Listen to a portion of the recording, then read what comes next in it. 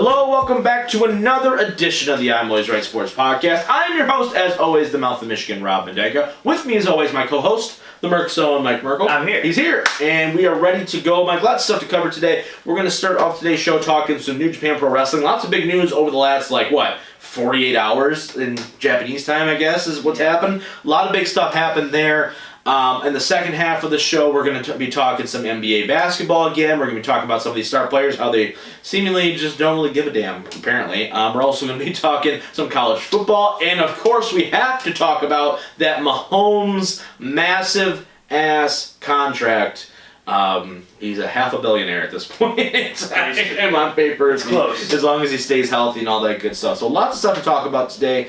Let's start talking New Japan, though, first. I do think that is taking precedent over everything else so far, just because it's right hot off the presses here. It happened today. Thoughts first on Evil. I don't know if you guys know this, but the New Japan Cup has been happening. Japan's actually been running with fans, too. I don't know if you saw that, too. Shows. Yeah, the last two shows have actually had fans, which is promising for us here in the States that maybe finally we'll be able to go, shut up. I'm trying to be positive, all right? But anyway, they're running shows with fans. You know, we have the New Japan Cup, which is one of the bigger tournaments of the year, right? It's probably second to the G1 from a main singles heavyweight star kind of matchup, right? Evil getting the big win over Okada, right? Mm-hmm. Joining the Bullet Club, big heel turn clearly. Yeah, a lot of things have happened. And then today, here at Dominion, he beats Naito not only for the IWGP Heavyweight Championship, but also for the Intercontinental Championship as well. So he's a double champion. Mm-hmm. First time he's held either one of those titles. Thoughts on Evil getting the massive rub? I mean, good lord. Joining the Bullet Club, Dick Togo is now his new manager. Mm-hmm. You may remember him if you're a wrestling fan from the WWE in the mid-90s. Thoughts on everything that's really transpired? I mean, it's literally the entire landscape has been flipped on its head super quick. It's been really quickly. Yeah, New Japan Cup was very good. I watched just about every single match on it. Yeah. And it was all pretty solid for the most part. Mm-hmm. I've never been a big Evil fan. No. So out of the tag team of him and Sonata, I've very much been heavy Sonata. Oh, easily, yeah. Easy Sonata. I've always, especially New Japan-wise, WWE is different because they're more in the entertainment. So, I think you can look at the guys that are more entertaining than the wrestling aspect for the most part. But New Japan's very wrestling-based. Right. So I look at, the Will Ospreay, Sonata, and Okadas, and I go, those guys are my favorites because they're the wrestler guys. Yeah. Where someone like Evil, I'm like, you're kind of just the supplementary for me. Mm-hmm. I never really thought of him as that guy. No. So I was very shocked hearing about it. Yeah. And actually watching it. Yeah. And his matches never shine with me, even when he's going against a Naito or Okada or one of the top tier guys. His matches never, as you see in the New Japan Cup, I don't think the ending was very good. I thought the match kind of fell flat. Yeah. And it's same with the main event match where there's a lot of interference. A lot of interference. Like a normal Bullet Club match, there's a lot of interference, and then Evil comes out with the win. It's interesting. They're really what New Japan is good at is just putting a rocket to a guy and make it very believable. And just go, here you go, you're the guy. Yeah, because they do it with Taichi and Zack Sabre Jr. who were the tag champs. Yeah. You just go, here you go. And they beat a super team in Tanahashi and Ibushi, right? Yeah, exactly. Yeah. So they do that.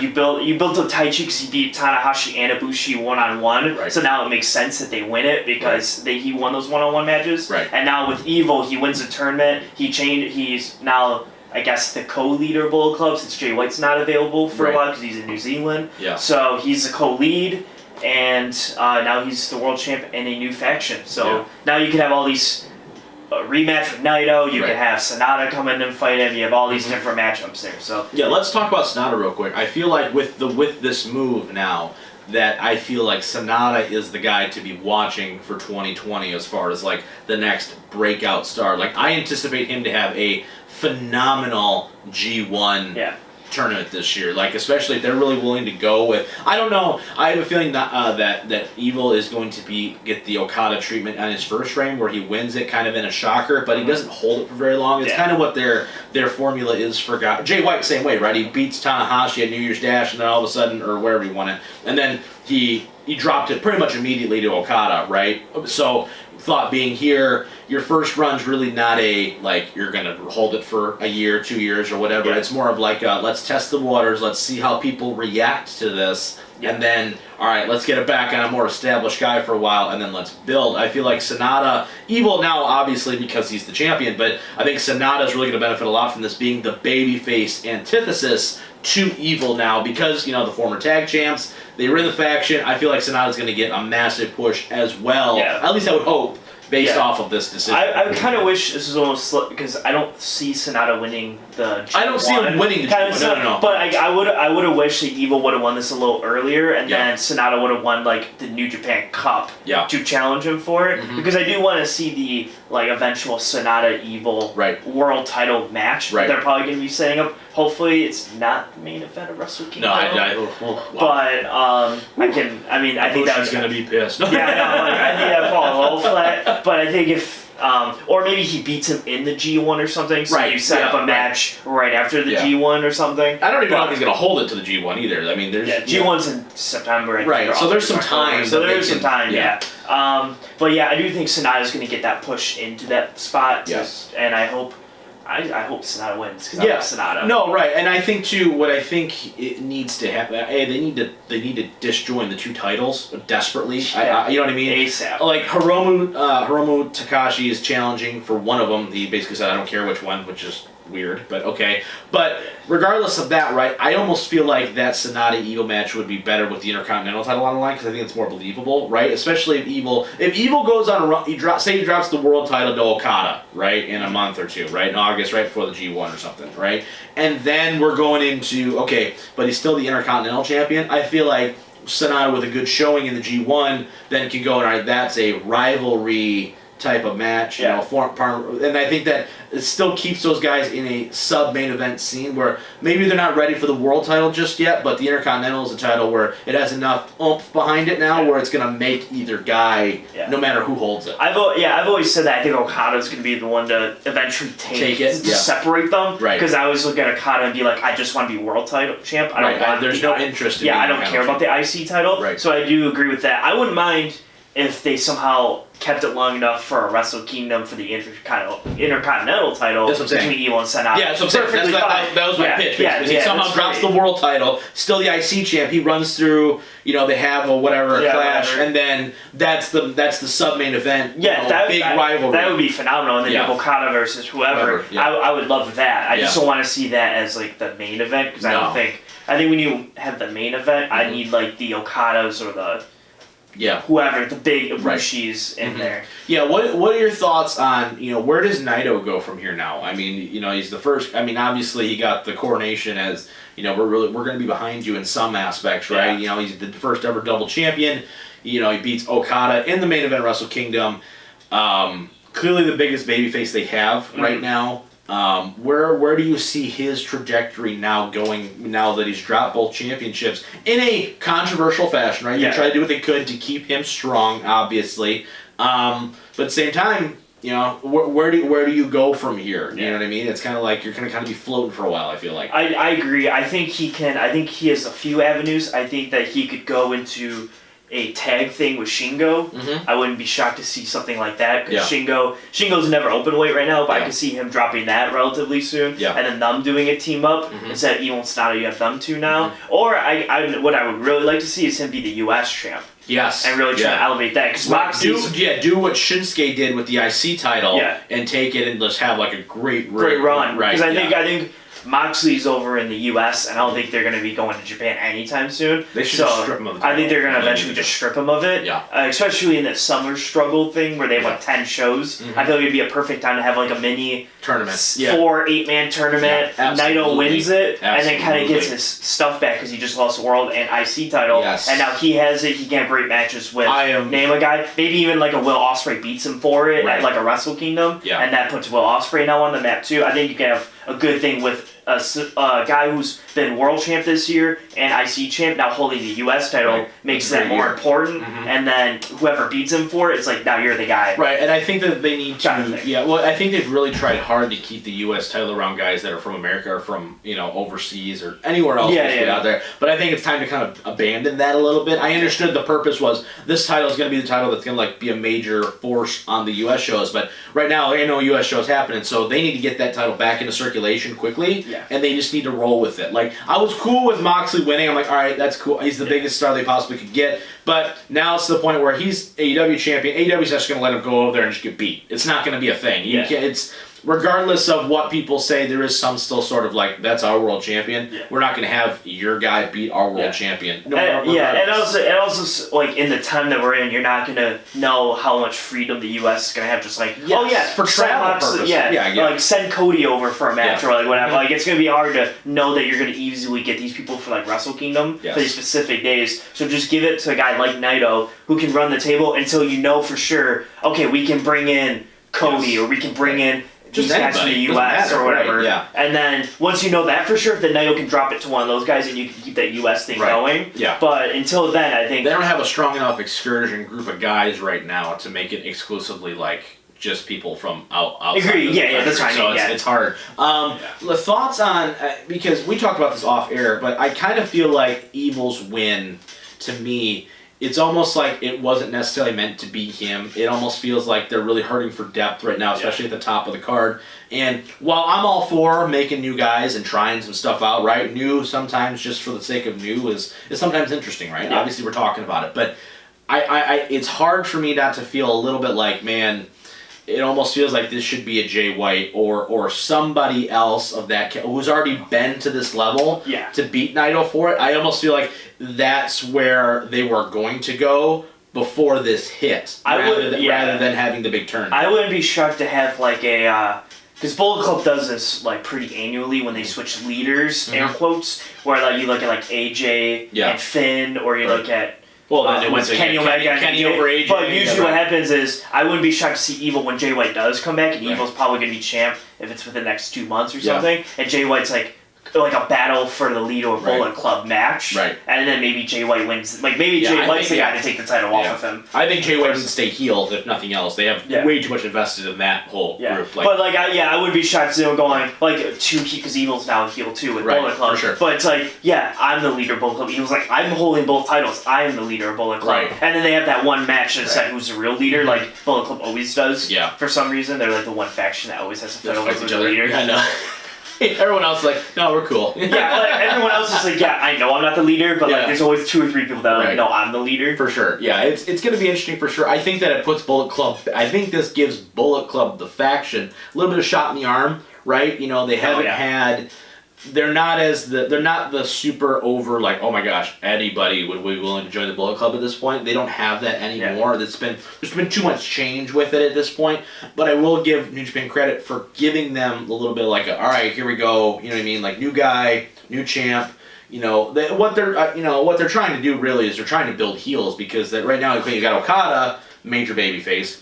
Naito, major babyface. Jay's not available right now. You don't have another top heel for anybody to beat right now. You know what I mean? So I think that they're like, all right, let's go with a guy that, maybe it's somewhat believable, maybe it's not, and we're just gonna strap the rocket to him and go, here you go, let's try this out and see. You know what I mean?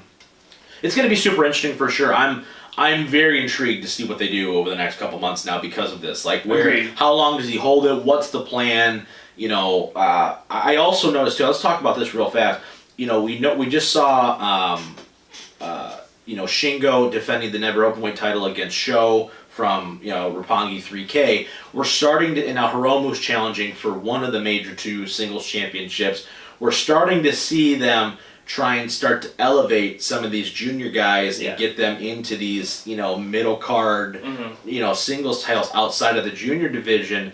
What are your thoughts on them kind of trying to, get some new talent up in there because the depth maybe isn't as deep as they have because of this COVID thing, and the thoughts of the junior division right now? Because, I mean, like, if Hiromu wins, for example, okay, now it's all wacky up in the arms, you know what I mean? So I don't feel like they have a really strong junior division right now. No. Ospreay's gone and everything else, and they're trying to elevate a lot of their top juniors into the heavyweights. I would say right now, because they don't have the best of the supers that's going to be happening. That almost helps. Yeah, that helps. Because at the same time, since they don't have it, they're like, we don't need to worry about the junior division as much. Yeah. So they take a lesser precedent on that, and they're like, and really the tag division too. Oh yeah. Because the tag division for New Japan is easy, because you just go, okay, you two are in a faction together, so just go team up and fight. Like, they have a really easy way of doing that because they have all these factions. For sure. But I think they're just trying to build all these guys up to be lower heavyweights because they don't need the juniors right now. Yeah. So they're just like, okay, heavyweight. Right. Like even what's his name? El Desperado attacked Shingo. Yeah, that's what I'm saying, right? He's another junior guy, former junior tag champion. And he's just like, oh, by the way, I'm challenging for the never open weight. Yeah, exactly. Like, so okay. I think you're getting a lot of like that reasoning because you're not doing anything. Like if you had a best of supers coming up, I don't think you'd be seeing any of this. Right. But because you don't have that, it's like all we need is Takahashi. Right. Tanahashi, one of the two. Takahashi. Yeah. You have him defend title against Show or whatever, and then outside of that, you're fine. Everything else you could do with the heavyweights. Right, for sure. Yeah. And they're trying to make it believable because their division is weak right now. Right, yeah, it is weak right now, right? And a lot of their top stars, like the Will Ospreays, even Ibushi, he's moved out a couple years now, but he's a former junior champion as well. You're really starting to see a lot of these guys kind of start to outgrow that division a little bit. You know what I mean? Speaking of the tag division, real quick before we segue on, just to a quick small topic here before we go to break. Thoughts on Gallows and Anderson coming back? Oh, it's going to help them a lot. They've signed with Impact, but they got the dual deal. They can come to New Japan, right? Do they rejoin up with Bullet Club again? Because you've got God. Before, God wasn't a thing when they were running the Roost, so it's like they were the primary heavyweight tag team. God now, you could argue, is probably one of the greatest tag teams in New Japan history. I mean, they've held it like 5-6 times, had really long runs with it. They're a great tag team. And now they're going to have Gallows and Anderson come back. Are they coming back as faces? Are they coming? I mean, I feel like they would almost have to, just because I was going to be like, we're so happy you're back kind of thing. Maybe. But at the same time, you're like, I also can see New Japan being like, we're so happy you're back, and he just killed Tanahashi. You know what I mean? You know what I mean? I think it would be interesting. I think they're going to come back as like the free agents, like the big name free agents. And I think you're going to see like everyone kind of like vying for their services. Like, hey, can you help us out? And, everyone assumes they come back to Bullet Club, and maybe they don't go that route. Or whatever. I think that'd be really interesting. I would be shocked. See, the problem again with this COVID is like God can't really, because I could see like a scenario without COVID where like God wins the titles, and then they beat God, and then they're like, we're the champs, but maybe not with Bullet Club, and just kind of like, who are you with? So all these other factions are trying to like either fight for their service or try to beat them for the title. I can see them joining LIJ, I could too, doesn't have because they don't have a legit tag team right now. I can see that too. There's a lot of options. I wouldn't be shocked with that at all. Like they were like with Bullet Club, and then they just beat up Evil. Right. Because exactly. Right. Like, they're just like, we were the OGs. You took it over. All right. We're going to go over here now. You know what I mean? Like you've lost the essence. Which I'd be a big fan because I like LIJ. I think the most out of all the factions. Yeah. They're. Yeah. I mean, it's the same reason, right? It's because Bullet Club is not what it was. Yeah. Agreed. 3-4 years ago, right? Like when Finn started, you were like, what is going on? Like, this is a whole new thing. And now it was legitimately edge of your seat who is going to join. Now it's like, it's more like, all right, we get it, but it's not like, oh my gosh, he joined. Like when Adam Cole joined, I was like, oh my gosh, this is awesome. Or Cody or whoever, you're like, this is prime real estate. Now it's like, all right, cool. It's no longer like an NWO feel. It's just more like, okay, you're arrested. You're just one of the factions now, like Chaos or anybody else. But definitely interesting for sure. All right, real quick topic here I want to ask you before we go to break here. Thoughts on the new US title? You got a new United States Championship debuting on Monday night. That's already in my possession because I'm a freak. But what are your thoughts on the new United States Championship? And then also, what are your thoughts on the FTW Championship being brought back by AEW? Little belt talk here. Yeah, the belt talk. Yeah. The US title I think is fine. I think it's a good belt. It looks nice. I like the old design better. Yeah. But it's very split. My thing is I've never been like, I've never really looked at the championship and be like, it's always been like who holds it over the look of the title kind of thing. Mm-hmm. So like I don't really like if you change the design, even like when you change design minorly, I don't even like notice it half the time. I'm like, you changed the siding and this thing. I'm like, okay, that's cool. As long as Apollo Crews isn't holding it. Yeah, as long as Seth Rollins is holding it, fine, or Adam Cole's holding it. You can change that all you want, as long as the guy I want holding it is holding it. Right. So it looks nice, and I don't hate it. I like the U.S. title, so I have no real I'm really hoping with a new side. design that we're maybe going to see somewhat of a renewed focus on it a little bit. Maybe, obviously Extreme Rules, talking about that is like, MVP versus Apollo Crews. Oh, we could have definitely talked about that. Oh, we're going to talk about it in the second half of the show. Don't worry about it. Yeah. But it's regardless, right? And then thoughts on the FTW title coming back, trying to do this whole champion versus champion thing for Moxley and Cage, giving Cage I guess kind of the rub a little bit, giving him a belt to walk around with, I guess. Yeah, I think that this is one of those, I think WWE's been the big component of, AEW's doing that, so we're going to do that now kind of thing. And I think this was AEW's very bad attempt at trying to do that. They're just introduce a new title, and then we can do title for title and make it really big. Right. And it's but it's not really, because it's not really it's not really a title. It was never really a championship. Even in ECW, it was never really a championship. It's not really a thing, and you're not defending it week. I know you're defending it in one show. Can we talk about just for a second the FTW championship, right? If you guys haven't seen it, just look it up online. It's super simple. But the design, it has Taz's name engraved on the top of it. So, Cage is the FTW champion, but it says Taz on top of the... Oh, it does? It's it says Taz FTW. It's not because I remember for you wrestling fans, you probably know this, but when Sabu is the only other guy to hold it outside of Taz, Sabu put a sticker with some tape and put Sabu and wrote it on top of Taz's name, but when they showed a close-up of it, I go, it says Taz's name on the belt. Taz is the manager. No, but it was Taz's thing, so it's just funny to me where you're just okay, you know what I mean? I almost want him to tape over Taz's name and put Cage. It makes me laugh for sure. All right, that's gonna be for part one. After the break, we're gonna preview Extreme Rules really quickly. I'm not super excited for this card by any means, so I didn't even talk about it at the beginning of the show because it's just it's there. Nothing. I don't anticipate anything major going to happen. Then we're also going to talk some NBA stuff real quick. We're going to be talking Mahomes getting that massive payday and some college football as well. All that after the break. Stick around. Guys, it's the Mouth of Michigan, Rob Van Dyke. Just reminding you to stay tuned to the very end of this episode as we crown a new I'm Always Right 24/7 champion. That's right. At the very end of this episode, make sure do not leave after the podcast is done. Make sure to give us a thumbs up and watch as we crown a brand new I'm Always Right 24/7 champion. And welcome back to part 2 of episode 84, 85. I don't know. I lose count. You keep track. I know. We're on the road to 100. I know that for a fact. But let's jump in. Let's talk Extreme Rules real fast before we get into this. Or I say real fast because, quite frankly, on paper, is the card necessarily the worst thing in the world? No. Is this show going to be ridiculous in a lot of ways? Yes. Mike is 100%. Let's just go through the card real fast. I don't want to spend a lot of time on this. Maybe if this show delivers after next week, we can maybe talk about it. But if it doesn't, then it is what it is. Let's just start. Let's start right off. You got the match card in front of you. Let's go. Yeah, we have 6 matches on this card as of the second, which I didn't even know we had 6. They're planning on doing 2 cinematics somehow. I know. There's at least 1. Yeah, right. Okay. I've heard another one maybe, but I don't know what the other one would be. Yeah. So you got Apollo Crews versus MVP for the US title. Yeah. So Apollo Crews just retains. I don't know why MVP's the guy in this, not Lashley. It makes 0 sense. This is wild. This must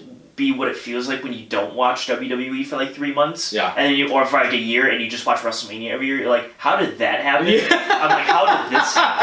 Yeah, that's a great. I haven't watched Raw in 3 weeks. I only watched last week just because I knew the US title was debuting, so I was enthralled with that. But yeah, sure. Apollo retains in a. Actually, I'm gonna lie. I'm gonna say MVP wins. Because I think Cedric Alexander turns heel because they teased that this week too, maybe or something like that. Okay. Maybe MVP. I'm hoping maybe they do something with MVP and Lashley and form a stable or something. Give me something to hate because right now, once again, as we talked about off air, I'm tired of everyone just sitting there spinning their wheels waiting for the crowds to come back. What if they don't come back for a year? There's no way you can have 52 weeks programming and do nothing for that entire time. Yeah. Driving me nuts. But all right, let's go. Rey Mysterio and Seth Rollins for the eye match. This might be the other cinematic match. Yeah. If there is another one. Mm-hmm. Apparently they're gonna because how you win this match, you don't pin somebody. Yeah. You literally have to take their eye out. So apparently they're gonna like CGI their eye out. I don't know how this is gonna work. It's gonna be awful. So I'm gonna assume Ray wins because then I think Seth Rollins just wears an eye patch for a while. Oh jeez, he's gonna be a pirate now. Yeah, he's gonna be like what Moxley did, where he geez. just kind of wears like an eye patch for a while. Sure, I don't care. They've spent a lot Unless of Rey time Mysterio on- like covers the mask.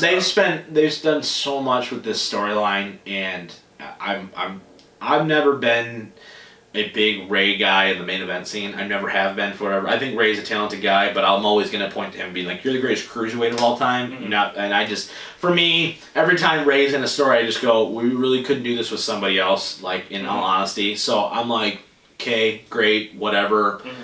I think Rollins should win and just take Ray off television altogether, but that's just me. Yeah, Once again. I don't know. I think Ray's gonna win. I think I'm not saying he's not going to, but they spent a lot of time on this, and I don't really care. Yeah. That's my problem. Singles match for the SmackDown Women's Title: Bayley and Nikki Cross. Yeah, Bayley retains here. Yeah, Bayley retains. Pretty simple. Okay, Yeah. cool. I think they're waiting to SummerSlam to go her and Sasha. Asuka, Sasha Banks for the Raw Women's Title. I think. Do they go Sasha here and just give them all the women's titles? Jeez. I wouldn't be necessarily shocked by that. I think what's more likely scenario is that Bayley somehow costs her. What if Sasha wins and then they combine the two? That'd be great. We just get one women's title. That'd be great because you don't have depth right now. Yeah. But I'm thinking more likely is what's happened. Yeah, is that it's Asuka. I think Bayley accidentally cost her the shot at the title, and then she's like, "What the hell?" And then they dropped the tag titles soon after. I agree. Okay, that's fine. I'm all on board with your idea though. I would much prefer that, but here we are. Yeah. Number 5, we got Braun Strowman versus Bray Wyatt, non-title match in a Wyatt swamp fight. No, it's a non-title, of course it is. Why wouldn't it be non-title? Yeah, why would you? Put Well, it's because they're gonna have Bray win. That's why I set up the SummerSlam match, which I get.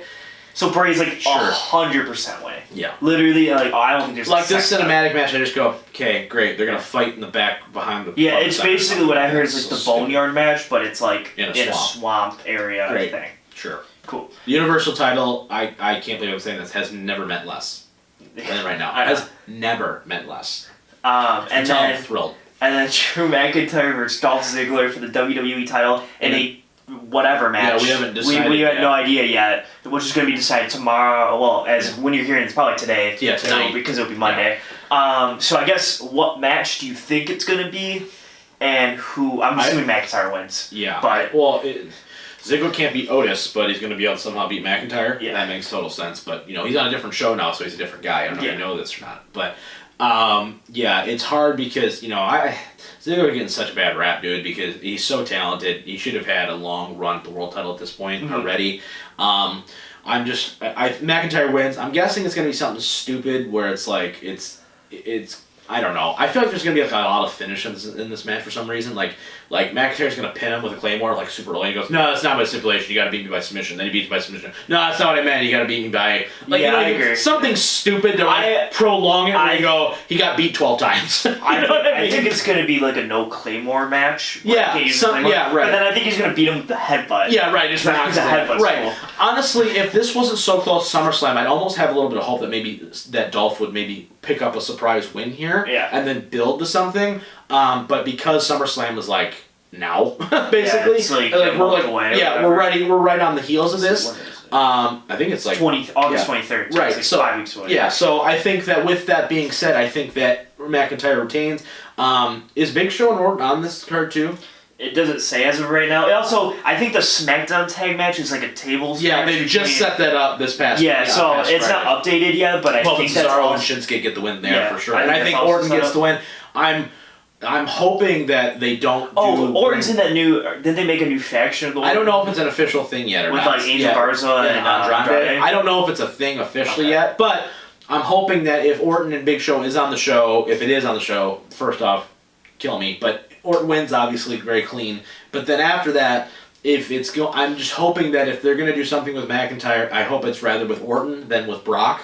I really hope they don't bring Brock back for don't this. bring Brock. I'd be cool with Orton. Orton's been on fire, right? Yeah, that's fine. But I'm really hoping it's Orton, and I hope that's where they go with it. I'm very nervous. Because I would love to see it. Go. Because if Orton takes it, then you get Orton Edge for the title. Yeah, I know. That's what I'm saying. That's a great. And Orton has never been more entertaining than he has been right now. Yeah. So giving him and giving McIntyre a legitimate challenger, like that's the only problem is that like right now, okay, Seth. Cool, but you knew he wasn't dropping in his first title defense. Yeah. Now you got Dolph and all these other guys. You're like, all right, Lashley ain't winning it, so Dolph ain't winning it. Yeah. It's just like I feel like that'd be a pretty big match for them, and I think it'd be really well done as well. So that's going to be it for Extreme Rules. Like I said, we'll talk about it more not next week because obviously we won't have seen it yet, but the following week just to kind of touch on it, especially if anything big happens. I highly doubt it, but we'll give a review on it like we do every single pay-per-view in the entire universe. All right, let's talk college football here for a second. Cool.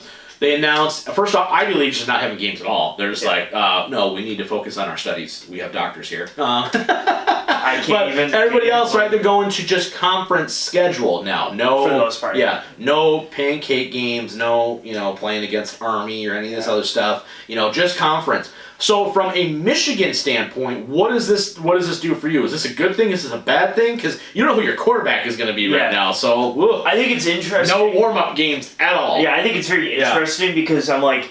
Because you're adding one, because you're playing 9. Right. So you're adding one more. Mm-hmm. And I think the positive thing, if you're a Michigan fan, is that you already had Wisconsin and Minnesota scheduled from the other side. Mm-hmm. So more than likely, you're going to get like the Northwestern or the Nebraska from that side as your as your first game of the season. Right. Which is a very good first poll if you're only playing Big Ten teams getting into your Big Ten play.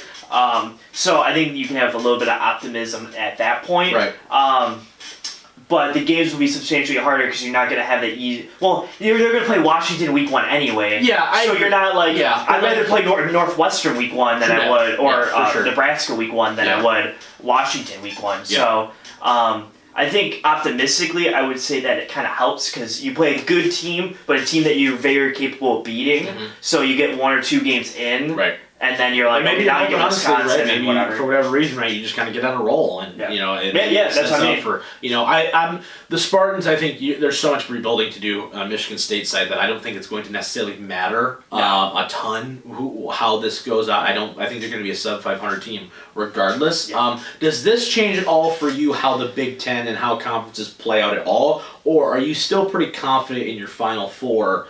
Of who I mean, like Clemson's gonna run the table. I'm not really about that. Here's what I was. Yeah. Now here's what I'm gonna propose to you. Yeah. Where I think this is gonna be the biggest problem that college football is gonna have this year, without any out of conference games, is in a hypothetical scenario, which could very well happen because each conference has like one team that's so much better than everyone else for the most part, which we discussed previously. we went pretty deep into that a while ago. But in a scenario where everyone plays 10 games, so say I'll give you Oregon, Oklahoma, Ohio State, Clemson, and Georgia, but maybe Alabama goes undefeated. Like one of the two. One of those, whatever. Those 6 teams. So say those 5 teams, they go undefeated, win their conference. Yeah. What 4 teams do you put in?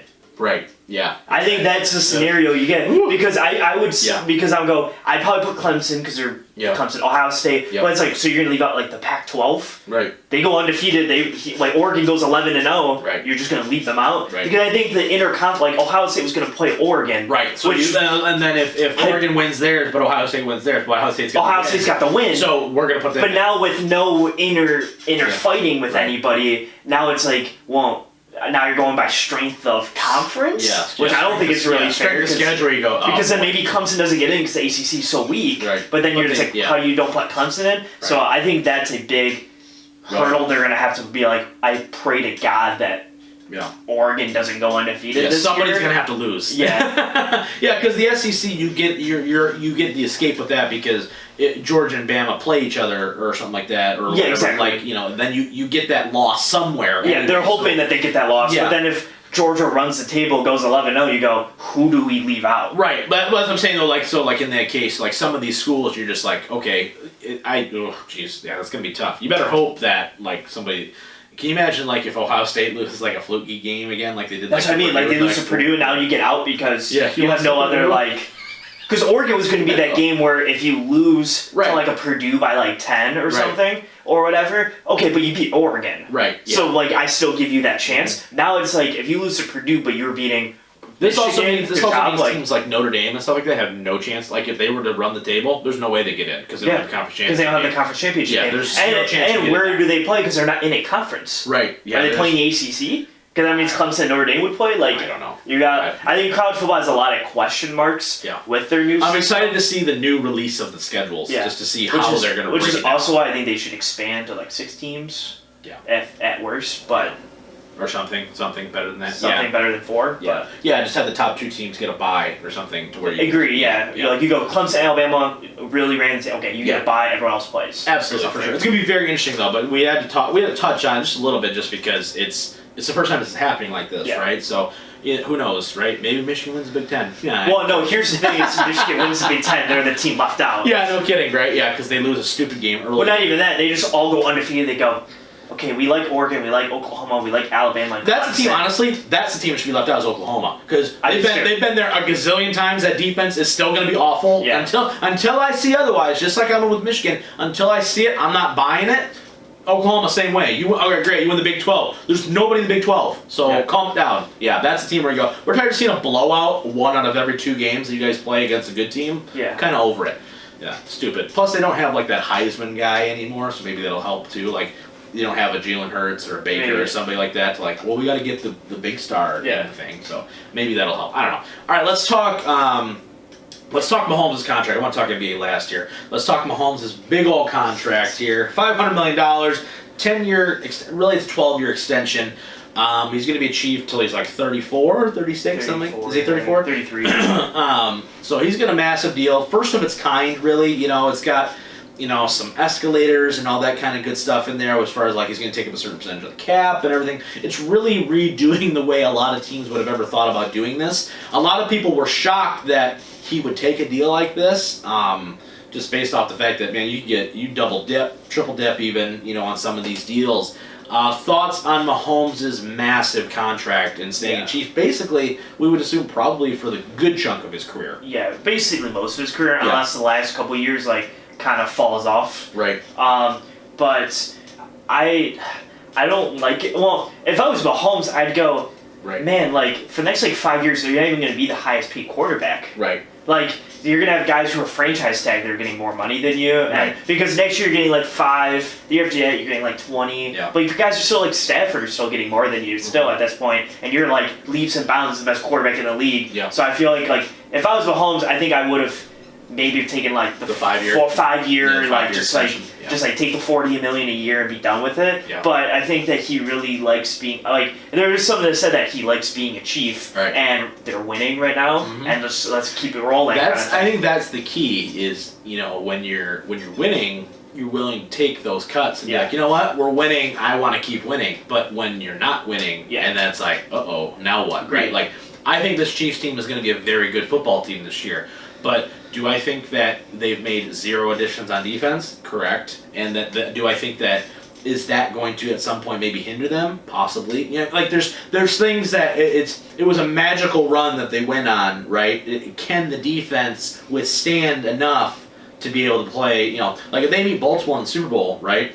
Can that defense legitimately stop that offense for 4 quarters? I don't know, right? And that's they played San Francisco, which San Francisco didn't have a holy crap dynamic offense. They just were a really good running football team. You know what I mean? So I just there were some factors in them getting that championship. So now it's all right, even though Mahomes maybe is not necessarily taking up to 35% of the cap, right? You've got a lot of these other weapons that you need to pay. Travis Kelce's going to be due pretty soon. Tyreek Hill's, you're not going to pay. I don't know if you're going to pay Sammy Watkins after this year. McCall Hardman, you're going to need to pay him at some point. There's some pieces there that they're definitely going to need to pay, keep that offensive line intact. So there's some question marks in Kansas City. Maybe not this year. It's all happy day right now if you're a Chiefs fan. Yeah. But as the years come along, where is that going to be? You know what I mean? And especially too, Andy Reid ain't getting any younger. So That's another thing as well. But definitely changing the way contracts is. Lamar has got to be licking his chops and hoping he just doesn't get hurt is really the whole big thing, because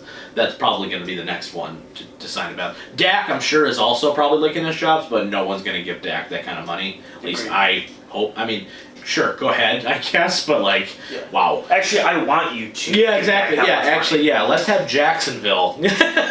No, because if he gets like a $45 million contract, you can't sign everybody else, so there's going to be bad. Yeah. Rob, this is what we want. I know. But I also kind of want to go to Jacksonville and be like, this sucks. Like, you like a total money grab, like everybody else. Remember that year that everybody signed in Jacksonville? Mm-hmm. Like, like everybody went over there and everyone's like, yeah, all right, we got massive amount of money, and then we went, wow, we're still really bad. It happens for sure. All right, let's talk NBA action here a little bit to end the show. Super excited. Super duper excited. We are on the cusp. We're going to wait until the Whaleman is back to do a full NBA game-by-game breakdown, prediction. We're just going to ruin the entire NBA season for you because that's what we do on this show. But let's talk about the fact that Kawhi's still hurt. We've got some players out that are just basically showing up late. They're just kind of like, yeah, we'll be there when we be there. We've talked ad nauseum about how there's a potential for this mini season thing to be really, really great in some regards. There's some drawbacks, obviously, but and we talked last week about how a lot of people are saying this championship could be the hardest championship to win ever because of the circumstances. But now we're getting star players that are showing up late, and they're like, we'll get there when we get there. Don't get your panties in a bunch. Your thoughts on kind of like the star treatment here? Like, I know LeBron's there, he's ready to go, but Kawhi's out. Harden and Westbrook are like, meh. We're a little late and all that good stuff. I mean, I think, well, for one thing, I think LeBron's like there working because he knows that this is like he's got to get the run. He's like, this is going to be the run. And if it's not the run, it's going to be rough. So he knows that he has to. I think it really sets where I think a lot of players look at it with the asterisks, with the it doesn't really count mindset kind of thing. I have a big feeling for. And I think outside of LeBron and maybe Giannis, because I think Giannis is like, I can easily win one this year because who will be playing in the East outside of Boston, probably.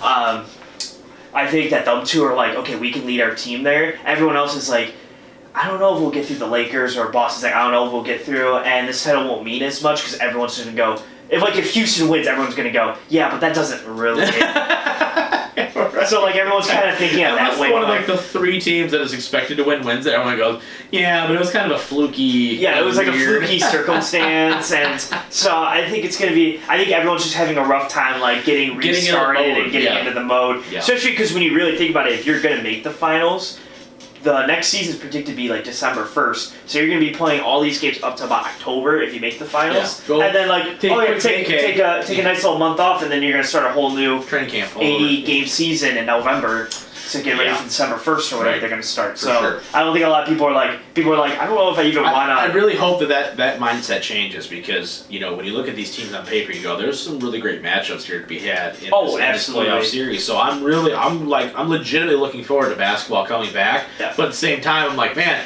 everyone's just kind of like, screw it. And I'm like, man, and the NBA's got to be like pissed because they're like, dude, like we got this whole compound here trying to sequester everybody in, just get this over with and done with, and yet no one seems to be. Some of our biggest marquee names are just kind of like, yeah, it's all right, Like I'm astounded that Kawhi is still hurt, by the way. Let's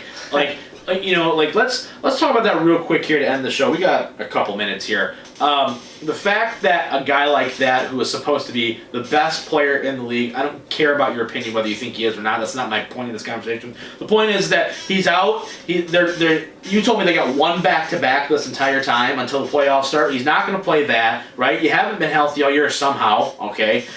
You haven't been healthy for years, legitimately, honestly. Even in Toronto, he was hurt. And yet, we want to throw this out where, like, he still somehow is going to have a pass if they don't win this championship. Bull crap. Like, absolute bull crap. You went to LA, you got paid all that money, they took Paul George, they gave up the entire future of the franchise to have this 3-4 year window to win a championship. And everyone's walking around like, oh no, we'll be fine.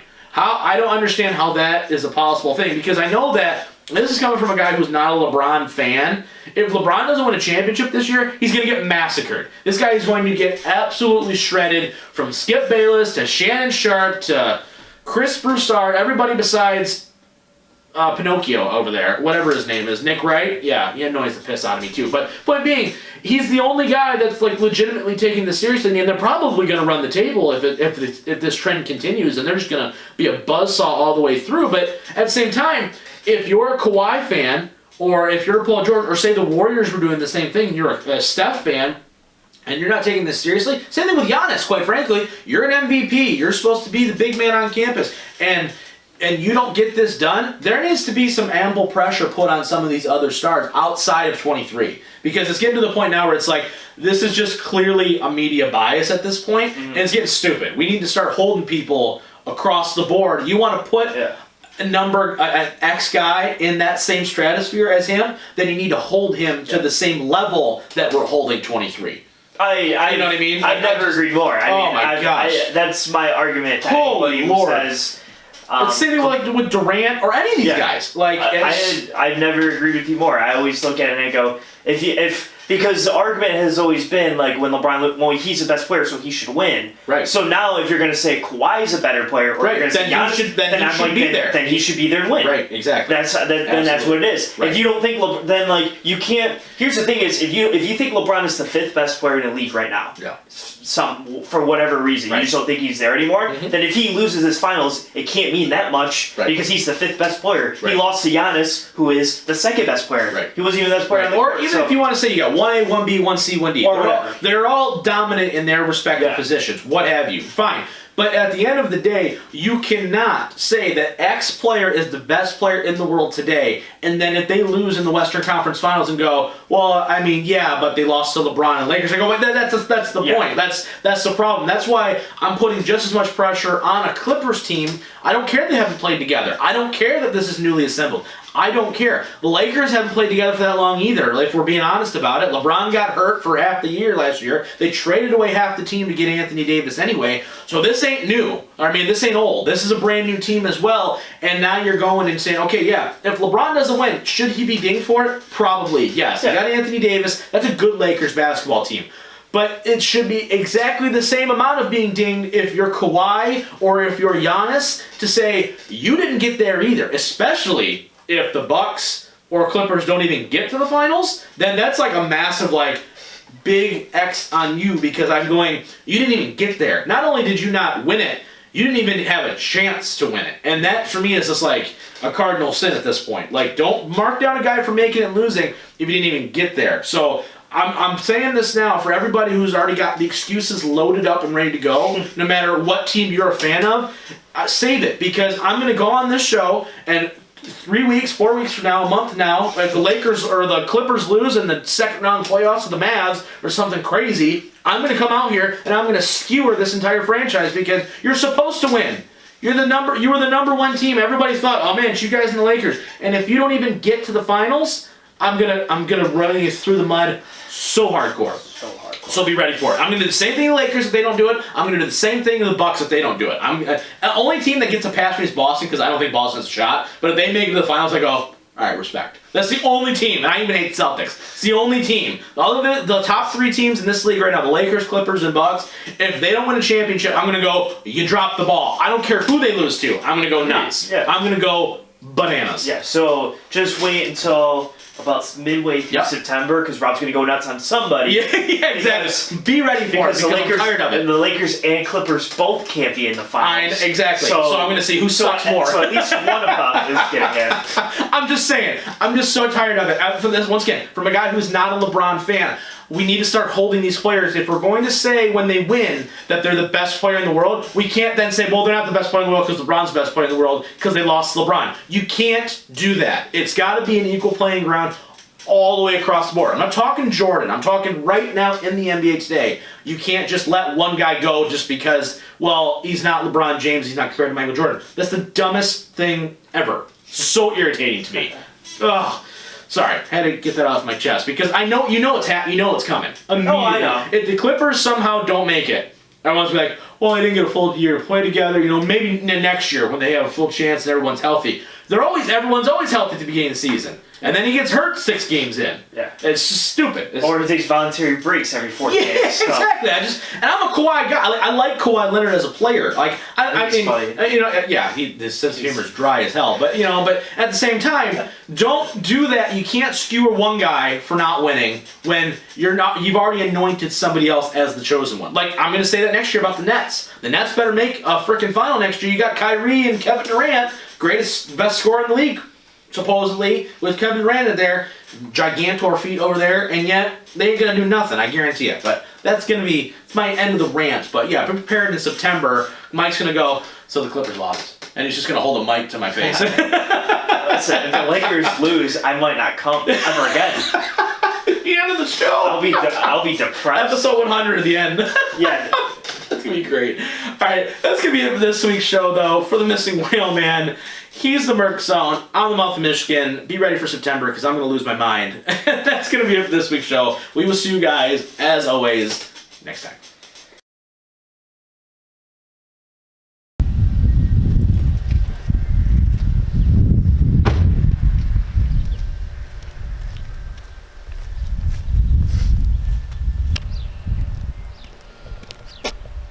Is that who I think it is? Kyle, Whaleman. What? I am your biggest fan.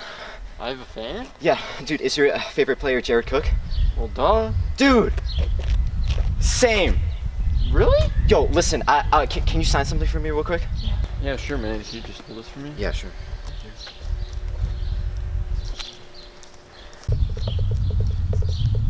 Hey, buddy, what's your... Oh, shucks.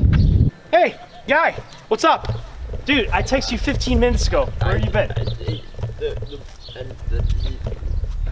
Spit it out. What happened? Where's the belt? I don't know. What do you mean you don't know? I think I messed up. We pay you this extra money to hold the belt and you don't even have it? The one time he holds it. Unbelievable. The one time. Unfreaking. Where'd he go? He was like right here, and then he's just everywhere. He's everywhere? I don't see the belt anywhere. Everywhere, but he's nowhere. I don't know. Everywhere, but he's nowhere. Great. He graduated high school. How? I don't know. All right, well, you know what? Let's go look for him. Ridiculous. Jeez. Oh crap. I can't believe it worked. I think I'm the champ. Oh, dude. Where do I gotta go? The fence! Seriously, like one freaking responsibility. I was champion for 30 freaking weeks. Every week, belt was on the show.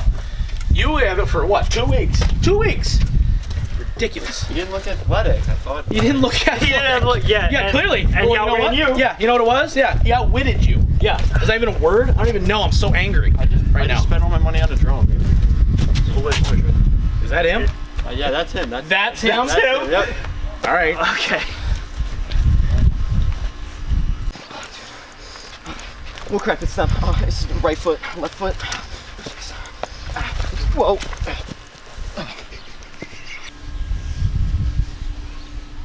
Hi.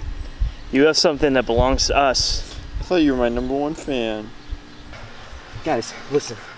I'm a huge fan of all of you. Great show. I saw an opportunity and I took it. But I can't explain my actions. I think I know what we need to do. All right, guys. I'll go first. I'll show you how it's really done here. All right, come on, big time, big talk. Dang it. I got this one.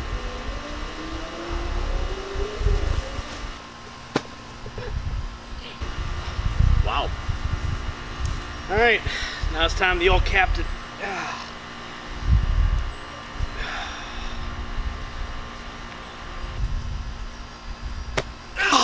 Dang it! Always choke. Got one. Reverse order this time. I think the captain should go first here. Time to get my belt back here.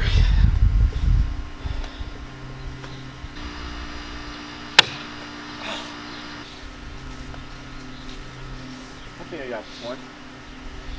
The famous words of Kobe. Kobe!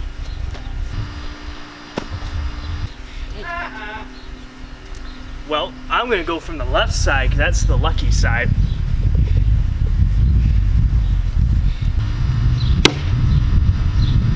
Yeah, that's what I'm talking about. That's why I'm the beanbag champ, man. Dude, your fault, right? A fan, dude. A fan. You want this one? Not yours. You. See you there. All right, I gotta leave. I'll be. What about the show? Are you just leaving for the show? Are you the champ now? Now look. Now it's just me and you gotta do the show. Come on, man. Out of here. Stupid. Don't.